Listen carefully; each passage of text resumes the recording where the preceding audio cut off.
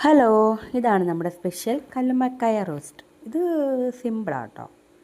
ഒന്നുമില്ല, നമ്മുടെ മഞ്ഞൾപ്പൊടി, മല്ലിപ്പൊടി ചേർക്കുന്നവർക്ക് മല്ലിപ്പൊടി, മുളക് പൊടി, പിന്നെ ഗരം മസാല, ചിക്കൻ മസാല, അങ്ങനെ സർവ്വ പൊടി എടുത്ത് ചേർത്തോ.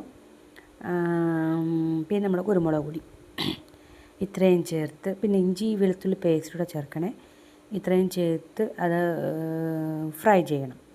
ഫ്രൈ ചെയ്തതിന് ശേഷം പിന്നെ നമ്മുടെ സവാള, വെളുത്തുള്ളി, ഇഞ്ചി, തക്കാളി, പച്ചമുളക്, കറിവേപ്പില ഇത്രയും സാധനം വഴറ്റിയിട്ട് നല്ലവണ്ണം വഴറ്റി കഴിഞ്ഞിട്ട് പിന്നെ കുറച്ച് മുളക് പൊടി, മല്ലിപ്പൊടി, മഞ്ഞൾപ്പൊടി അങ്ങനെ നമ്മൾ വറക്കുമ്പോൾ ചേർത്ത മസാല തന്നെ ചേർത്തിട്ട്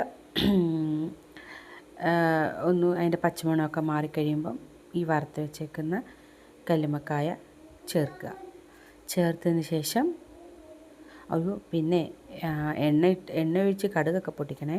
കടുകും ഉലുവ വേണമെങ്കിൽ ഉലുവയും പൊട്ടിച്ചോട്ടോ. എല്ലാവരും ഇഷ്ടം പോലെ തന്നെ.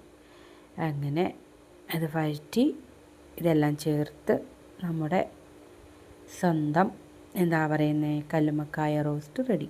ഇത്രയേ ഉള്ളൂ. സിമ്പിളാണ്. നമുക്ക് അധികം പണിയൊന്നുമില്ല. ഒന്ന് വഴറ്റി കിട്ടണം, അത്രയേ ഉള്ളൂ. അത് നമുക്ക് എളുപ്പമല്ലേ. നമ്മൾ പെണ്ണുങ്ങളെപ്പോഴും ഓരോന്നെല്ലാം വഴറ്റി തന്നെയല്ലേ എല്ലാം ചെയ്യില്ല. അപ്പോൾ ഇത്രയേ ഉള്ളൂ. ഇതാണ് നമ്മുടെ കോഴിക്കോടിൻ്റെ സ്പെഷ്യൽ കല്ലുമ്മക്കായ കേട്ടോ. കല്ലുമ്മക്കായ റോസ്റ്റ് ചെയ്തതാണ്. സത്യത്തിൽ ഞാനിത് ആദ്യമായിട്ടാണ് ചെയ്യുന്നത് കേട്ടോ.